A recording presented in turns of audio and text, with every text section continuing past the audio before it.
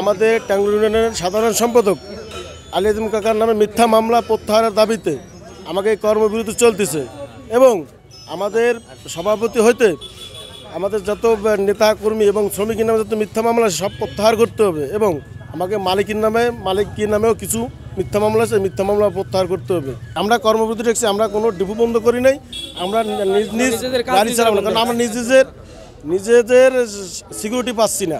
কালকে যেহেতু আমরা এই প্রশাসনের মাইর খাইছি, এই প্রশাসনের বিচার না পর্যন্ত আমাকে কর্মবিরতি চলবে। আমাদের নামে যে মিথ্যা মামলা, এই নেতৃবৃন্দের নামে যে মিথ্যা মামলাগুলো দিয়েছে, এই মিথ্যা মামলার নিন্দা প্রতিবাদ জানাই আমরা।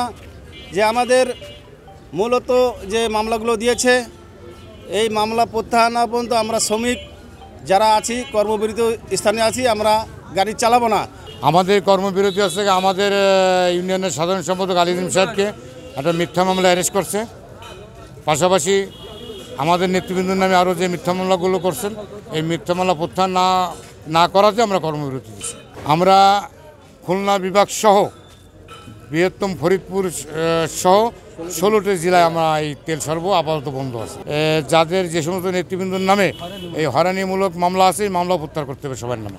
আমরা প্রশাসনকে বলতে চাই, এর সুস্থ সমাধান না হওয়া পর্যন্ত আমরা এই কর্মবিরতি আমরা অব্যাহত রাখব।